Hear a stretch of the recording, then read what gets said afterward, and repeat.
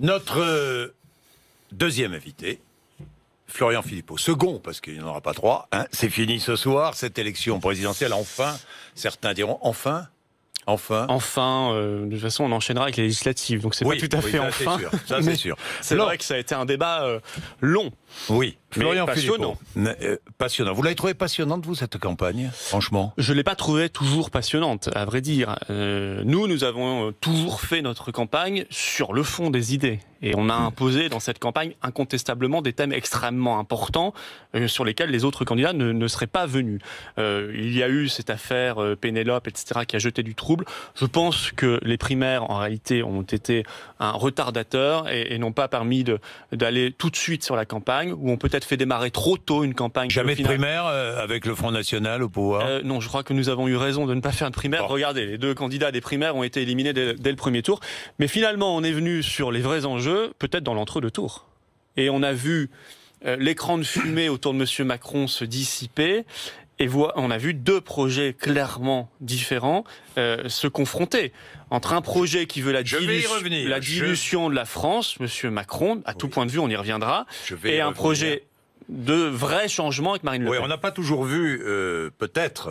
Vous allez me dire ce que vous en pensez, mais je connais peut-être la réponse. On n'a peut-être pas toujours vu suffisamment le projet de Marine Le Pen mercredi soir. Mais je vais y revenir. Emmanuel Macron a déposé plainte pour faux et usage de faux après la publication sur Internet de documents censés démontrer qu'il possède un compte aux Bahamas, paradis fiscal. Vous auriez fait la même chose? Vous auriez déposé plainte ou... Oui, probablement. S'il estime qu'il est diffamé ou je ne sais quoi, il va devant la justice, c'est tout à fait normal. Maintenant, il y a deux choses. Oui. On voit que la justice a ouvert, je crois, dans les 5 minutes, une enquête. Donc on voit que... sur François Fillon aussi, ça a été ouvert très vite. Hein. Oui, mais dans l'autre sens. Hein. Ouais. Selon que vous serez puissant ou misérable, les jugements s'ouvriront plus ou moins... les enquêtes s'ouvriront plus ou moins vite. La vitesse de l'enquête maintenant. Oui, en tout cas, tous les justiciables français aimeraient qu'elle soit aussi rapide pour eux. Deuxièmement, Monsieur Macron est victime d'un flou que lui-même a entretenu.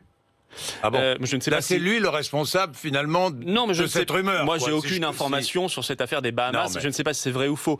C'est l'enquête qui le dira. Vous ne savez pas toujours si c'est vrai ou faux. Comment le savoir? Et vous-même, vous ne pouvez pas le savoir. Maintenant, toutes les enquêtes l'ont montré. Hein. Fausse signature, fausse, etc.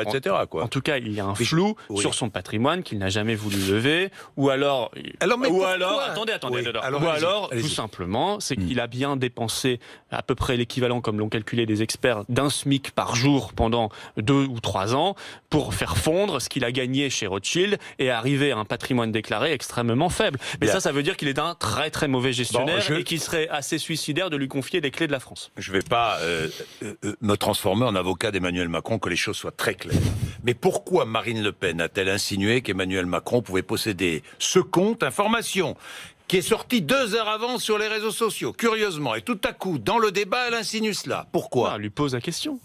On peut quand même encore lui poser des questions. Oui, on a le droit, non, mais évidemment qu'on a le droit. Évidemment. D'ailleurs, j'ai été amusé de voir que Marine Le Pen a utilisé une question que j'avais posée à Emmanuel Macron mardi dernier. Hein. Je ne sais pas si vous l'avez vu, à propos de l'UOIF, non? Bon, d'accord. Enfin, l'UOIF, c'est nous qui avons levé le sujet et il n'y a toujours pas répondu. C'est moi qui ai posé la question. Heureusement, vous lui avez posé la question. Oui, heureusement. Peut-être que vous avez été le seul, d'ailleurs, à part nous. Je ne sais pas. Parce qu'effectivement, la réponse d'ailleurs sur l'UOIF n'est toujours pas satisfaisante. Il suffisait d'une phrase pour lever les problèmes. Il suffisait que M. Macron dise à Marine Le Pen « Ces voix-là, je n'en veux pas et je les condamne ». Et comme vous, j'appellerai la dissolution et je mettrai en œuvre la dissolution de l'UOIF, c'est-à-dire les islamistes qui invitent des gens parfaitement infréquentables à leur congrès. Il a dit à peu près l'inverse. Non, il n'a pas dit l'inverse. Si, il a dit l'inverse. Je refuse de condamner, je ne ferai pas la dissolution, et notamment s'il respecte les lois de la République, c'est-à-dire qu'il a inventé le concept d'islamisme républicain. Écoutez, avec cela, on est bien parti. Alors, je reviens au débat. Pourquoi vouloir nuire au lieu de vouloir convaincre ? Franchement. Marine Le Pen a passé sa campagne à convaincre. Non, mais je vous parle de ce débat mercredi soir, parce que ça a marqué les esprits. Non, ça a marqué la caste, Non, mais non. Qui n'aime pas, bien sûr que si, qui n'aime pas qu'on bouscule son chouchou. Qui, normalement, chouchou, quand il est reçu... Mais même Marion Maréchal Le Pen, au bout de 20 minutes, a quitté la salle où elle était. Normalement, n'importe quoi. Normalement, on lui cire les pompes. Normalement, on lui cire les pompes. Normalement, on le brosse dans le sens du poil. Et c'est vrai que là, Marine Le Pen lui a posé des questions et l'a mis face à son passé, parce que là, c'est quand même le vrai enjeu. Et je demande à nos téléspectateurs et auditeurs de bien réfléchir. Dans quelques heures, vous allez choisir un président de la République. Est-ce que vous avez envie de reconduire quelqu'un, je dis reconduire, un candidat sortant, et je dis candidat sortant de manière tout à fait volontaire, c'est-à-dire quelqu'un qui est dans les mains du pouvoir actuel, qui est soutenu par tout le pouvoir actuel, à commencer par François Hollande, qui aurait, si par le malheur il était élu dimanche prochain, une majorité législative qui serait à 90% le Parti Socialiste. Je vous signale que dans de nombreuses circonscriptions, déjà aujourd'hui, les candidats En Marche sont en fait les candidats socialistes sortants. On a changé l'étiquette, on leur a mis En Marche, et hop, on essaie de faire croire que c'est nouveau. C'est quand même l'escroquerie du siècle. C'est quand même une vraie réflexion. Monsieur Cazeneuve a fait meeting la veille du débat, a tenu un meeting gouvernemental pour Macron. Et il a dit lors de ce meeting, ça n'a pas été expliqué aux Français, ça n'a pas été même dit aux Français. Vous devez voter avec fierté pour M. Macron, et je le cite, pour poursuivre ce que nous avons accompli, pour poursuivre ce que le quinquennat Hollande a accompli. Les Français veulent de cela? Ils sont contents de ce quinquennat? Ils veulent apporter comme cela un vote à M. Macron? Ça, c'est leur liberté s'ils veulent que ça continue. Ils auront plus de chômage, plus d'Union européenne, plus d'immigration et plus de casse sociale. Beaucoup plus de casse sociale, parce que le projet de Macron est extrêmement inquiétant, et Marine l'a bien révélé. Je reviens encore une fois, hier matin, Marine Le Pen était là, nous sommes revenus sur son programme abondamment, parce que les Français ont besoin de savoir pour qui et pourquoi ils vont voter. Alors, je reviens encore une fois sur l'Union. Ils connaissent d'ailleurs beaucoup mieux le programme de Marine Le Pen que celui de M. Macron. Ça dépend des sujets. Ça dépend des sujets. Parce le programme de Macron, oui, enfin, là je viens de voir M. Raffarin qui dit « Moi je n'aime pas son programme fiscal, mais on verra ça plus tard, on changera ça plus tard. » Sur l'euro, l'Union européenne, je n'ai toujours pas compris ce que propose Marine Le Pen. Pourtant, elle fut très claire hier. Oui, enfin, j'ai besoin encore de précision, pardon, peut-être les auditeurs plus que moi, mais autant que moi. Alors, vous dites que nous allons sortir donc de l'euro, on est bien d'accord, puisque vous avez dit vous-même que nous paierions notre baguette de pain en francs dans un an, c'est bien ça. Donc nous n'aurons plus... Oui, dans un nouveau franc, pas dans l'ancien franc. Oui, mais dans un nouveau franc, on est bien d'accord. Une nouvelle monnaie, si vous voulez. Il y aura donc, si j'ai bien compris, deux monnaies. Notre monnaie du quotidien... Faites pas semblant de ne pas avoir compris, vous l'avez encore expliqué hier. C'est ça ou pas? Oui, c'est deux monnaies. Non, il y aura une seule monnaie. Les gens n'auront qu'une seule monnaie dans leur portefeuille, évidemment, qui sera la nouvelle monnaie nationale. La seule différence, c'est qu'ils auront en plus un emploi, pour ceux qui n'en ont pas aujourd'hui. Non, mais je vous parle pas de monnaie. Non, mais est-ce qu'on fait pas ça pour l'euro? On fait ça pour créer des millions d'emplois. Il faut quand même revenir à la base de la base. Parce qu'aujourd'hui, on détruit l'emploi. Je pense aux épargnants français, je pense à toutes celles et ceux qui, au quotidien, vivent avec leur porte-monnaie et vont payer leurs achats. Ils paieront dans une seule monnaie comme maintenant, sauf que ce ne sera plus la même monnaie. Ce sera un franc, nouveau franc. Nous, ce que nous souhaitons faire, vous voyez, c'est, contrairement à M. Macron qui veut aller dans une espèce... Oubliez M. Macron un peu, on peut quand même, Florian. si, on a le droit de parler de Macron partout, j'en parle. Mais je suis pas là pour ne pas parler d'Emmanuel Macron, je suis là pour savoir. Non, mais nous sommes face à deux projets, donc il est normal que je mette en parallèle celui de Marine Le Pen face à celui de M. Macron. Macron, il veut la fuite en avant fédérale. Il l'a dit d'ailleurs, il y a quelques mois dans une interview, le statu quo est synonyme à une échéance de 10 ans du démantèlement de l'euro. Et il dit, si on veut éviter ce démantèlement, il faut aller, et je le cite encore, vers la création d'un budget de la zone euro. Ça, c'est le choix fédéraliste. C'est le choix Macron. C'est le choix du système. C'est-à-dire qu'on va faire fondre la France dans une espèce de grand pays, grand État, avec son budget. Il a déjà sa monnaie. Maintenant, son budget. Ça veut dire que les Français, ils vont devoir payer encore plus pour aller financer l'Europe de l'Est et pour aller financer des projets fédéraux. Ça veut dire qu'on va créer un impôt européen, parce que quand il y a un budget, il y a un impôt. Il faut arrêter de mentir aux Français. Ça, c'est le budget fédéral. Ça, c'est le projet fédéraliste, la fuite en avant, qui nie les nations et les démocraties. D'accord, mais votre projet, soit on dit, voilà, on va négocier. On arrive, nous négocions parce que l'Union européenne ne nous va pas du tout. Non seulement l'euro est une catastrophe, mais il y a aussi l'absence de frontières face à la crise migratoire terrible et qui n'en est qu'à ses débuts. Il y a aussi l'incapacité aujourd'hui, l'interdiction de faire du patriotisme économique, et ça, on veut que ça change. Et il y a le problème démocratique de base, c'est que quand on vote des lois en France, elles sont moins importantes en autorité, en droit, que les directives pondues par les technocrates non élus de Bruxelles. Donc ça, c'est pas possible. Ça, on ne l'accepte pas. C'est pas efficace, c'est pas juste et c'est pas démocratique. Donc on négocie. on a fixé une échéance moyenne de 6 mois. Ça peut être 7 mois, 8 mois, s'il faut 7 mois ou 8 mois, on est pragmatique. Et ensuite, on fait un référendum. Parce que c'est les Français qui décident.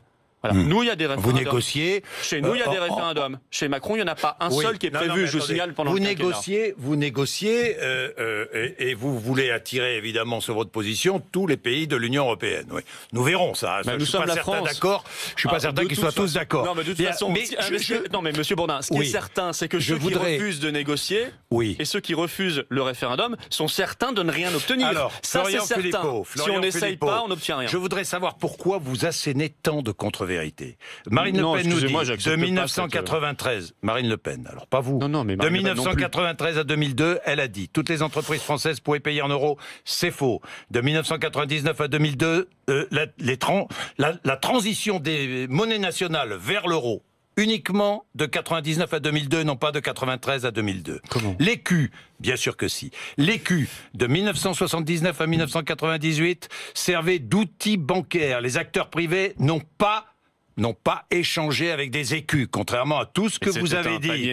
Tout ce que vous avez dit. L'euro, augmentation des prix. Vous avez dit asséner l'augmentation des prix lors du passage à l'euro. C'est faux. L'INSEE, mais c'est faux. Alors là, non, mais je sais que la caste dit ça. Mais c'est pas la caste. Mais si, l'INSEE dit ça. Mais oui. Alors, c'est un organisme. Vous mettez en cause l'INSEE. Là, sur le coup, je pense qu'il y a eu des décisions politiques. Évidemment, si vous mettez en cause attendez, l'INSEE, tous les travaux. L'INSEE, ce sont des statisticiens très performants. Je les connais d'ailleurs. Oui, c'est pour ça que je vous en parle. L'INSEE n'est pas un organisme indépendant, Monsieur Bourdin. Arrêtez de faire croire cela. L'INSEE est sous tutelle évidemment ministérielle lors du passage à l'euro, et je le maintiens, et j'invite chacun de nos téléspectateurs et auditeurs à réfléchir, à se remémorer ce moment. Il y a 17 ans. Est-ce que les prix ont stagné ou est-ce que les prix ont explosé? Est-ce que quand on a fait valser les étiquettes, ça a changé? Oui, bien sûr que oui, ça a changé. Indice des prix à la consommation qui a augmenté régulièrement depuis 1990. Il n'y a pas eu de rupture au moment du passage à l'euro. Eh bien si, il y a eu une forte augmentation des prix. Pourquoi ne sans cesse nous dire, mais regardez, depuis le Brexit, l'Angleterre va mieux? C'est faux, la Grande-Bretagne ne va pas mieux. Net ralentissement de la croissance au premier trimestre. Mais vous plaisantez. Non, mais vous plaisantez. Et je ne plaisante pas. Non, mais le Royaume-Uni, vous savez combien ils ont... C'est quoi le taux de chômage au Royaume-Uni? Premier trimestre 2007. Quel est le taux de chômage? Ralentissement de la croissance. Quel est le taux de chômage au Royaume-Uni? Le taux de chômage est beaucoup plus bas. Combien? Chez nous, mais il est autour de 6%. Non, moins que ça, 4,5%. Oui, attendez, pardon. Il est plus bas, au plus bas depuis 42 ans. C'est le Brexit qui a donné ce taux de chômage ou pas? Monsieur Bourdin, si vous me laissez finir une phrase, parce que vous étiez beaucoup plus conciliant avec Monsieur Raffarin. Excusez-moi, j'ai regardé l'interview. Donc laissez-moi finir une phrase. En juin 2016, ils ont voté le Brexit. Applicable quand? À l'été 2016. L'organisme du système, les organismes du système leur ont expliqué aux Britanniques que, en cas de vote du Brexit, ça allait être l'apocalypse totale. En cas de vote, parce que vous savez qu'en économie, les choses sont aujourd'hui anticipées. Ça n'est pas du tout ce qui s'est produit. On a vu un afflux d'investissements, mais pas du tout. La croissance début de la hausse des prix, mauvaise croissance au premier trimestre, dépréciation de la livre sterling. Laissez-moi terminer. Mais parce que c'est la vérité. Vous assénez des mensonges. Mais non, vous mentez aux gens. C'est pas vrai. Vous mentez. L'inflation au Royaume-Uni est égale à l'inflation en Allemagne. Ça, c'est la vérité. Elle n'est pas plus élevée. Le chômage est de 4%, 4,5%, au plus bas depuis 42 ans. Au plus bas depuis 42 ans. C'est pas grâce au Brexit. Les grands prêtres de l'européisme nous avaient dit le vote du Brexit va provoquer une montée du chômage, une fuite des investissements étrangers et un repli sur soi du Royaume-Uni. Il s'est passé exactement l'inverse. Exactement l'inverse. Alors aujourd'hui, on veut refaire peur aux gens. Pourquoi? Parce qu'on veut que rien ne change. Bien sûr que si. Vous savez ce que vous aimez? Non, les organismes. Ce que vous aimez, c'est la vérité. Les organismes bancaires qui pondent des rapports pour essayer de faire peur aux gens et qu'ensuite on diffuse dans les médias. Moi, je vais vous dire pourquoi. Je vais dire complot. Non, c'est pas du tout un complot. Ça défend des intérêts bien précis, mais c'est pas les intérêts du peuple. Monsieur Macron, quel est son vrai projet? Ah, ça y est. Je vous parle de la grande sur cette chaîne d'attaquer Macron, alors. Bon, alors on a le droit. Il y avait longtemps, tiens, j'avais pas. Bah oui, mais là vous démontrez l'inverse. Il y avait longtemps que j'avais pas entendu ça parce que Marine Le Pen s'est gardée hier de lancer ses attaques contre la presse. Encore une fois, démontrez-moi l'inverse. Franchement, laissez-moi finir. Démontrez-moi l'inverse. Ne mettez jamais en cause notre intégrité. J'ai le droit de vous critiquer, Monsieur Bourdin. Vous avez le droit de me critiquer, sans que vous n'avez pas. Mais je ne monte pas sur mes grands chevaux. Mais nous en avons parlé hier avec Marine Le Pen. Il n'en est absolument pas question. Mais je vous critiquerai comme j'ai le droit de critiquer la presse, et c'est dans votre intérêt. Mais pas à la maison. On est bien d'accord. J'ai le droit de critiquer à la maison aussi. Oui. Alors là, Florian Philippot, alors critiquez, allez-y. La critique fait progresser. Allez-y. Et je vous dis, Monsieur Macron, veut dérouler la feuille de route de Bruxelles. Il y a quoi au bout? Il y a ce qu'il veut faire là tout de suite. Par ordonnance, une loi El Khomri plus. C'est-à-dire moins en ce qui concerne le droit du travail et les acquis sociaux. Plus de précarité. Dans les rapports européens actuels, il faut que chacun réfléchisse. Il y a la remise en cause du CDI, du statut du CDI. Il le fera sur le quinquennat s'il est élu. Il y a la remise en cause du SMIC. Il le fera sur le quinquennat s'il est élu. Monsieur Macron ne sert pas les intérêts du peuple. Il n'est pas là pour ça. Il n'a jamais envoyé un seul signal au peuple. Dans son programme même, il parle de smicard. Il écrit en toutes lettres smicard. Ça me fait penser aux illettrés de Gade. Ça me fait penser aux alcooliques et aux fumeurs du Nord. Vous voyez, cette espèce de mépris social parce qu'il fait partie de la caste. Il fait partie de cette oligarchie. Marine Le Pen, elle propose quoi? Tout l'inverse.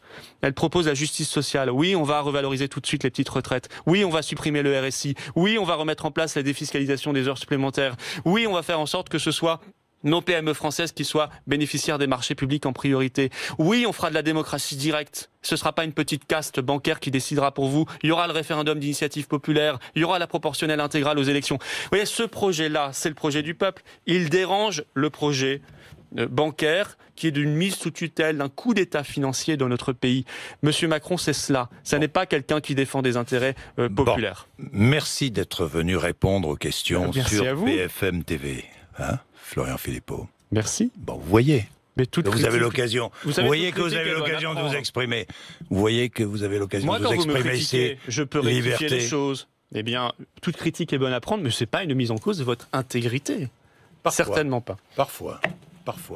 Il suffit de lire les réseaux sociaux. Ah, ça, c'est autre chose. Vos amis. 8h56 sur les réseaux sociaux. 8h56. Allez, bonne journée. Bonne journée.